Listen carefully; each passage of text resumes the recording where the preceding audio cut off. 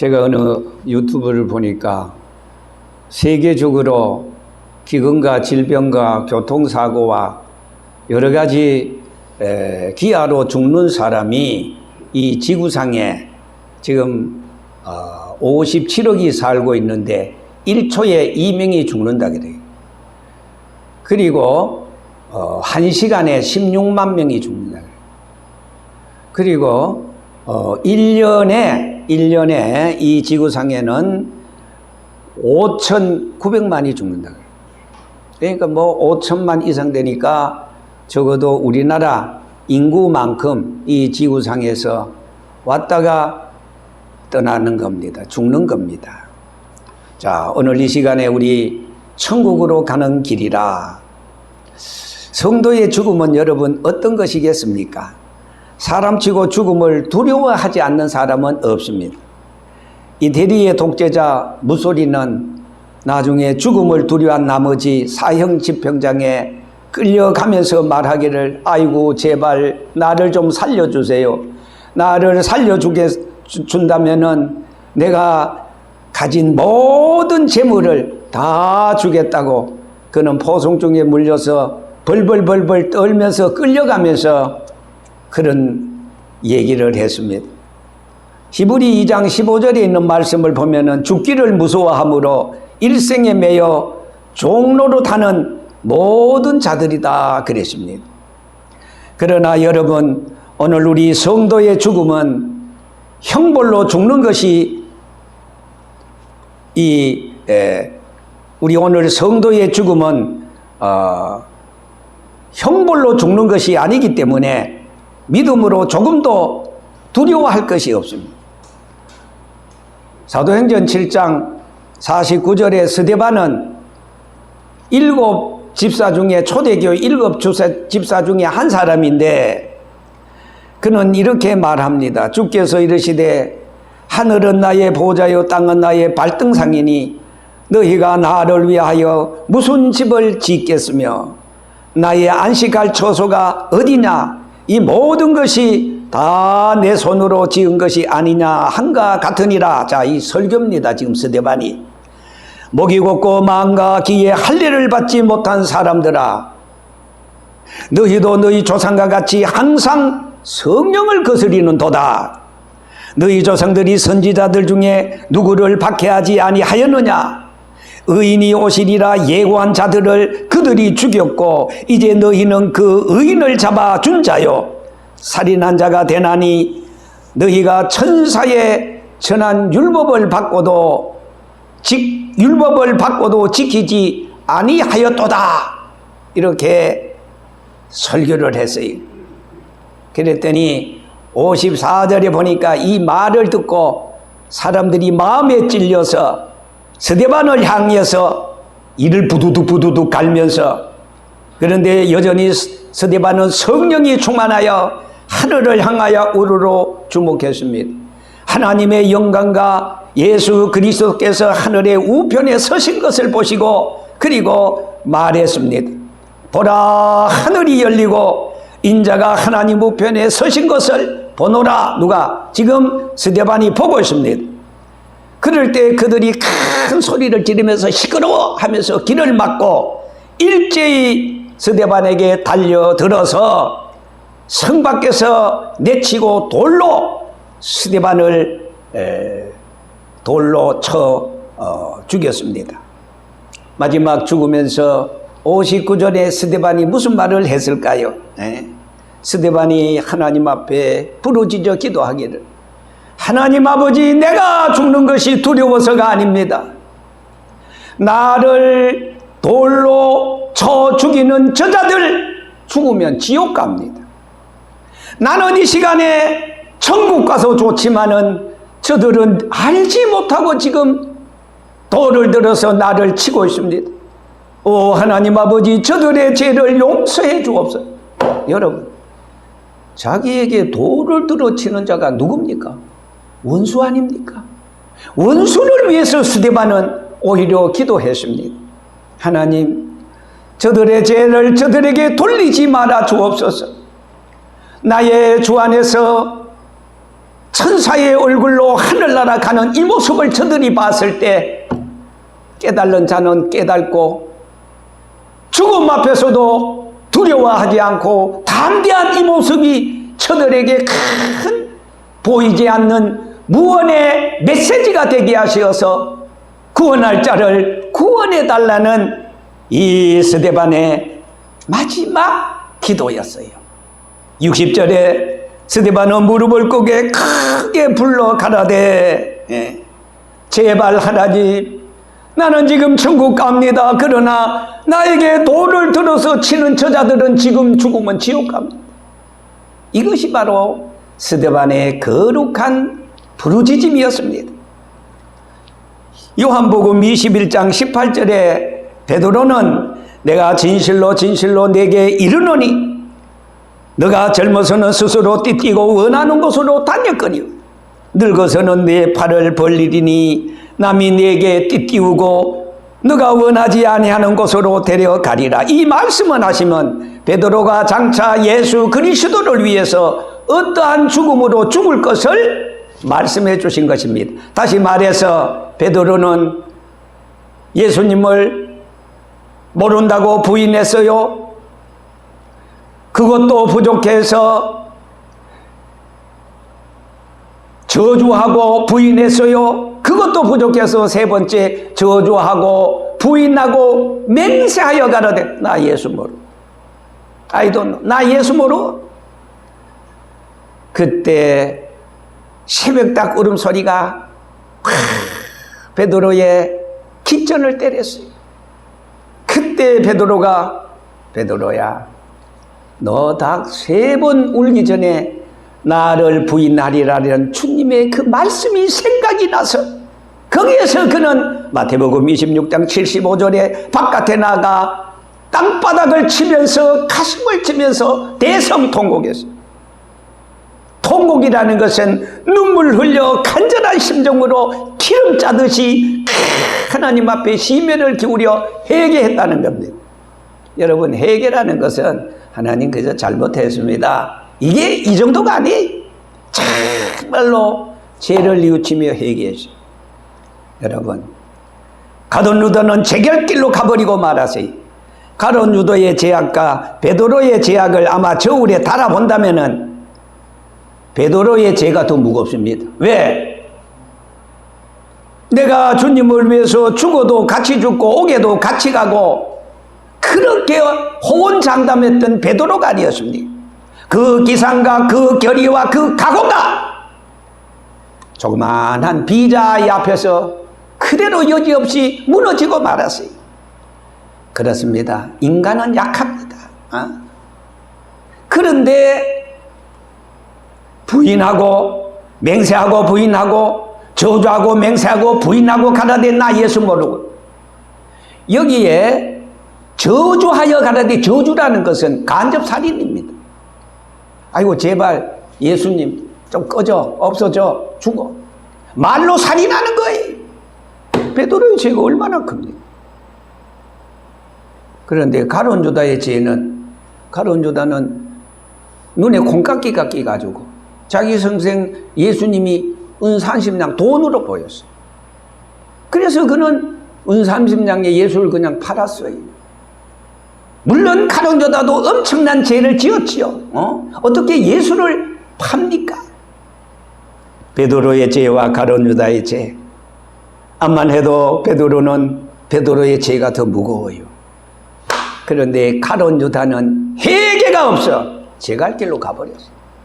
그러나 베드로는 통곡하며 기도했어요. 의인은 넘다니 하나도 없습니다. 상처나지에 이 땅에 온 사람치고 죄 없는 사람 없고, 그래서 큰 죄인지 적은 죄이든지 여러분, 바위돌이나 모래알이나 바다에 던지면은 모래알이 바위돌보다가 작다고 해서 그 둥둥 뜹니까? 아닙니다. 큰 죄도 적은 죄도 다 바다에 깔아앉아요. 큰 죄나 적은 죄나 우리는 예수 그리스도의 보혈의 피로서 죄 씻음을 받지 아니하면은 그 죄로 말미암아 심판을 받아요. 그래서 로마서 3장 23절에 모든 사람이 죄를 범하였음에 하나님의 영광에 이르지 못한다. 야고보 1장 15절에 욕심이 인태한즉 죄를 낳고 죄가 장성한즉 사망을 낳는다. 죄는 언제나 값을 지불해야 됩니다. 그 값이 뭐입니까? 사망입니다. 죽음입니다. 이렇게 베드로가 회개함으로 그는 오순절날 성령 충만이 받고 사도행전 26장 가운데 12장까지는 베드로가 예수 그리스도의 죽으신가 부활하신가 예수 그리스도의 십자가의 사건을 초대교회 성도들에게 증거할 때 수많은 사람들이 주님 앞으로 복음의 장관이 되었습니다. 위대한 사도가 되었습니다. 사도 바울은 사도행전 28장 가운데 13절에서부터 마지막 절까지 이방인들에게 복음을 증거하다가 나타난 성령운동, 가지가지의 이적과 표적이 나타나서 그걸 기록한 것이 바로 사도행전 후반전이 아닙니까? 사도행전 12장 20절에서 23절까지 보면은 거기에 야고보의 순교가 나옵니다. 이 야고보는 사도입니다. 그러니까 집사의 첫 번째 순교자는 누구예요? 스데반이고, 사도의 첫 번째 순교자는 야고보입니다. 야고보는 칼로 목베임을 당했던 것입니다. 사도행전 12장 1절에 그때 헤로당이 손을 들어 교회 중에 몇 사람을 해하려 하여 요한의 형제 야고보를 칼로 죽이니 목을 쳐 죽였어요. 이걸 참수라 그랬습니다. 유대인들이 이를 기뻐하는 것을 보고 베드로도 잡으러 왔을 때는 무교절이라 야고보를 헤로당이 칼로 죽이니까 참수하니까 그 악한 무리들이 그걸 보고 박수를 치면서 좋다고 그래. 그러니까 이 헤로당이 야 이거 봐라 예수 믿는 사람들 죽이니까 내 인기가 이렇게 올라가네. 그래서 그때 베드로도 잡아서 옥에 가둬놨어요. 그래서 무교절 기간에는 처형하는 일이 없어요. 우리도 뭐 무슨 8.15 특사가 있잖아요. 3.1절 무슨 이런 특사가 있듯이 특별 죄를 사면해서 이제 그 풀어주는 일이 있듯이 말이에요. 그래서 요거 무교절 지나면은 그 베드로를 옥에서 끌어내 가지고 야고보처럼 그대로 참수시키겠다. 그런 헤로당이 그런 마음을 가지고 있었습니다. 여러분 구약의 다윗은 주님이 함께 하심을 믿었기 때문에 우리가 잘 아는 시편 23편에 있는 말씀을 보면은 여호와는 나의 목자시니 내가 부족함이 없으리로다. 그가 나를 푸른 초장에 누이시며 쉴만한 물가로 인도하시는도다. 내 영혼을 소생시키시고 자기 이름을 위하여 의의 길로 인도하시는도다. 내가 사망의 음침한 골짜기로 다닐지라도 해를 두려워하지 않을 것은 주께서 나와 함께 하심이라. 주께서 내 원수의 목전에서 상을 베푸시고 기름으로 내 머리에 발을 썼으니 내 잔이 넘치나이다. 나의 평생의 선하신 간자심이 정녕 나를 따르리니 내가 여호와의 집에 영원히 거하리로다. 여러분 시편서 23편은 시편서 중에 시편서입니다. 여호와가 목자장이 되시어서 사망과 죽음과 어두움과 고통이 많은 이 세상에서 여호와를 목자장으로 삼는 자에게는 남들이 볼 때는 고난 같지만은 그러나 그 고난의 언덕을 넘어서 고독의 언덕을 넘어서 하나님이 목자장이 되셔서 푸른 초장으로 쉴만한 물가로 우리 안으로 인도해 주신다는 이 사망이 가득한 세상에서 음침한 골짜기로 다닐지라도 두려워하지 아니한다. 왜? 주께서 나와 함께 하심이라고 다윗은 그렇게 고백을 합니다. 여러분 우리 한국에 큰 별과 같은 두 수교자가 있어요. 두 어른이 있어요. 여러분 잘 아시다시피 한 분은 주기철 목사입니다. 주기철 목사님은 자기와 함께 하시는 하나님을 알았기 때문에 그는 마지막 순교자의 반열에서 순교할 때 서쪽 하늘 붉은 노을 영문 밖의 길이라니 자기가 작사한 이 찬송을 부르면서 오 주여 내가 오늘 주님 앞에 부탁하나이다. 여러분 부탁하나이다. 손양원 목사님은요 뭐라 그랬습니까? 낮이나 밤이나 눈물 머금고 내 주님 오시기만 고대합니다. 가실 때 다시 오마 하신 예수님 오 주여 주님 언제 나오시렵니까? 하늘나라를 사모하며 주님 함께 하심을 믿고 그리고 그는 천국을 스데반처럼 사모하면서 눈을 감았습니다.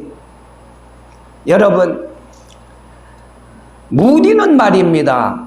지구를 7바퀴 반이나 돌면서 1억 2천 명에게 복음을 증거했습니다. 그래서 그는 마지막 임종시에 이것이 죽음이라면은 나 어서 가 보아야지. 어서 가서 주님 만나야 되겠지. 이렇게 마지막 유언을 남겼습니다. 예수 안 믿는 불신자들은 죽음 앞에 벌벌 떨면서 내 죽음만 조금 더 연장시켜주면 죽음 배후의 죽음 후의 세계를 알지 못해서 얼마나 고통 가운데 파락을 하고 있습니까? 고작 한다는 말인 내 죽거들랑 양지 바른데 나를 묻어달라. 그게 여러분 불신자들의 유언입니까? 오늘 우리 성도들의 죽음은 하늘나라 가는 길인데 우리 찬송가 가사처럼 하늘 가는 밝은 길이 내 앞에 있습니다. 슬픈 일을 많이 보고 늘 고생하여도 하늘 영광 밝음이 어두운 그늘 해치니 예수 공로 의지하여 항상 빛을 보도다. 자, 두 번째 봅시다. 오늘 우리 크리스찬, 오늘 우리 성도, 거룩한 길을 걸어가는 주의 성도들은 죽음이라는 것은요 본향으로 가는 길입니다. 본향으로 가는 거예요. 내 고향 주소는 하늘나라 천국도 영생군 자유면인데 불노동 10번지 하늘나라는 노동이 없습니다. 그래서 아니 불자 불노동 10번지 레미크로스 십자가 생명수 강가에 십자가 문패가 내 집이라. 여러분 그래서 오늘 본문에 보니까 빌립보 3장 20절에는 우리의 시민권은 이 땅이 아니야. 이 땅은 잠깐 지나가는 세상, 영원한 하나님의 나라가 본향이라고 그랬습니다. 우리 성도들의 죽음은 본향으로 모여 이사가는 거예요. 그래서 예수님께서 요한복음 14장 1절에서 6절까지 있는 말씀 가운데 너희들은 마음에 근심하지 말아라. 하나님을 믿으니 또 나를 믿으라. 내 아버지 집에 거할 곳이 많다. 그렇지 않으면 너희에게 내가 일렀으리라. 나는 너희를 위하여 처소를 예비하러 가노니 가서 그 처소를, 그 하늘나라를, 그 천국을, 천당을, 천상을 다 준비하면은 내가 다시 와서 다시 제자 재림해서 바울의 지하 재림해서 내가 준비해 놓은 그곳으로 너희들을 영접하고 인도하리라고 했습니다. 그래서 예수님께서는 요한복음 16장 5절에 지금 내가 나를 보내신 이에게로 간다고 그랬어요. 누가요? 성부 하나님이 성자 하나님을 이 세상에 보냈는데 다시 원위치, 다시 하나님의 나라로 간다 그랬습니다. 자, 그런 거로 아버지 집으로 가는 곳이기 때문에 여러분 우리의 죽음은 두려운 것이 아닙니다. 오히려 바라던 소망이 이루어지는 날이 아니겠습니까? 그래서 우리 즐겨 부르는 찬송가 저도 잘 불러요. 이 몸의 소망 무예인가 우리 주 예수뿐일세. 우리 주 예수 밖에는 믿으리 아주 없도다. 그 끈한 반석이시니 그 위에 내가 서리라. 그 위에 내가 서리라. 여러분, 오늘 우리의 성도들의 죽음은요 소멸이 아닙니다. 없어지는 것이 아닙니다. 우리는 영원한 천국으로 모여 이사가는 거예요. 이 세상은 지점이에요. 우리의 성도의 본점은 하늘나라예요. 천국이에요. 버마에서 평생 선교한 에도나이컴 저스톤이라는 선교사는 나는 내가 하는 일에 실증을 느끼지 않는다고 그랬어요. 그리고 이 세상에 대해서도 전혀 그는 실증을 느끼지 않는다고 하면서 주께서 나를 영원한 집으로 하늘나라로 부르시면은 마치 어린 학생이 학교를 떠나서 휴가를 가는 것처럼 나는 기쁨으로 하나님 앞에 가겠다고 고백했습니다. 주께서 부르시면은 본향으로 간다 그 말입니다. 그리고 세 번째, 성도의 죽는 날은 영광의 클라이막스, 최고의 절정에 오르는 날입니다. 누가복음 23장 43절에 예수님 중앙에 우편강도 좌편강도는 끝까지 자기의 죄를 깨닫지 못했어요. 재수 없어서 죽는 줄 알았어요. 흉악한 범인데도. 그런데 우편의 강도가 중간에 계신 십자가에 못 박이신 예수를 보고 하는 말이, 예수여, 나는 내 죄를 압니다. 나 흉악범입니다. 나는 죽어도 마땅합니다. 그런데 예수여, 예수는 죄가 없는데 하면서 마지막 자신의 죄를 회개했어요. 그랬더니 예수님께서 하시는 말씀이 누가복음 23장 43절에 우평강도에게 오늘 너와 나와 함께 낙원에 있으리라고 예수님께서 그 흉악범 우평강도의 모든 죄를 회개함으로 없는 것처럼 용서해주고 그리고 낙원에 함께 있으리라고 그렇게 말씀했습니다. 죄와 슬픔과 고통과 실망과 괴로움과 고난의 세계를 떠나서 보다도 훨씬 좋은 세계, 거룩하고 복된 세계, 그리고 하나님과 더불어 직접 교제할 수 있는 그 세계로 바로 들어가는 것이 오늘 우리 성도들의 영광의 절정에 이르는 것입니다. 그래서 우리 아까 성경 고린도후서 5장 8절에 바울은 영광의 세계가 너무너무 그리워서 대답하기를 우리가 담대하여 원하는 바는 몸을 떠나 주와 함께 거하는 그것이라 그랬어요. 이걸 우리식으로 좀 학대 해석을 한다면은 자기가 고린도후서 12장 1절 이하에 14년 전에 삼천천에 갔다 왔습니다. 1층천은 뭐이냐? 1층천은 새가 날아다니고 비행기가 다니는 이 하늘을 말합니다. 2층천은 뭐이냐? 이것은 해와 달과 별이 있는 바로 그것이 2층천입니다.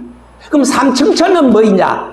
바울이 14년 전에 갔다 왔던 천국 하늘나라가 3층천입니다. 그래서 바울이 자기 자신이 육체를 떠나서 그리고 14년 전에 하늘나라 천국의 3층천에 갔다 왔다 이 말이에요. 자기는 봤어요. 자기는 들었어요. 그리고 육체를 벗어나서 자기가 지금 자기를 보고 있어요. 자기의 영적인 사람이 육체의 자기를 지금 보고 있어요. 그는 천국에 갔다 와서 경험이 있잖아요. 너무너무 자기가 보고 온 천국은 이 세상과는 비교할래야 비교할 수가 없어요. 너무너무 좁아서 여러분 좋은 것은요 아끼잖아요. 신발도요 좋은 것은요 그냥 이렇게 닦고 말이에요. 어디 큰 뭐 할 때는 나고 그냥 뭐 쓰레빠 신고 그럴지라도 이 옷도 그렇잖아요. 좋은 옷은 교회 올 때나 입고 뭐 아무데나 그냥 일하러 가는데 좋은 옷 입지 않잖아요. 너무너무 사도 바울이 14년 전에 자기가 보고 그 천국 너무너무 좋아서 내 자신을 위해서는 빨리 내가 그 세계 자기가 14년 전에 보고 온 3층 전에 가고 싶다 그 말입니다.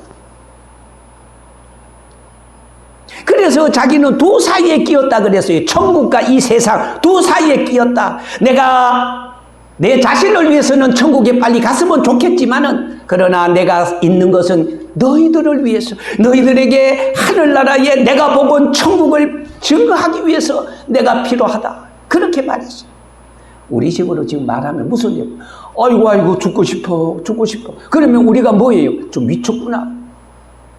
진짜 사도 바울은 자기가 보고 온 천국을 경험했기 때문에, 보고 왔기 때문에 확신을 가지고 그는 죽음을 초월했어요. 오히려 그는 죽고 싶다고 그랬어요. 이 괴로움 많은 세상에 평생 살아도 마지막에는 고난이라는 두 글자밖에는 없어요.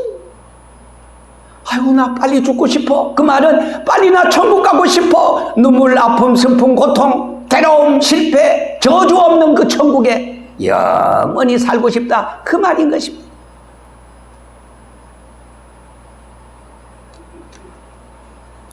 자, 여러분, 하나님의 세계가 있는 것을 알면서도 준비하지 않는 사람이 오늘 우리 주변에는 없다기보다가 너무너무 많아요. 얼마나 어리석습니까? 잊고 지고 못 갈 채물의 노예가 돼가지고 거룩한 날 하나님을 떠나서 자기의 길로 걸어가고 있습니다. 그러므로 이제 마지막 결론적으로 우리는 세상 있을 때, 나그네로 있을 때 두려움으로 살아야 됩니다. 베드로전서 1장 17절에 나그네로 있을 때 두려움으로 지내라. 본국을 떠난 이방인들 가운데 흩어져 사는 것이 본국인 천국을 떠나 잠시 이 세상에서 와서 불신자들의 팀에 끼어서 사는 마치 우리는 나그네입니다. 이 세상은 나그네길, 나는 다만 나그네. 나의 집은 저 하늘 저 너머 있고 우리 구주 멀지 않아 세상 다시 오실 때 우리는 뭐예요? 이 세상의 무거운 짐을 다 벗어버리고 짜리 끄라 세상아 나는 가노라. 이 세상의 슬픔, 고통, 모든 실패 이제 끝이요. The end. 이제 끝이요. 오늘의 주님 나라 가는 것이 대승리로구나. 우리 성도들은 이렇게 감사하면서 정말 마지막 하나님의 나라의 소망이 바로 현실 우리의 어려운 고통을 이길 수 있는 능력이요 힘이 되는 줄 믿습니다. 세상에 빠지고 여러분 속화되지 않도록 구별된 생활을 해야 돼요. 그것이 바로 성도예요. 성도답게 살아야 됩니다. 오리 새끼는 물가로 갑니다. 꽁 새끼는 산으로 갑니다. 성도는 주일날이면은 하나님의 교회로 가는 줄 믿습니다, 여러분.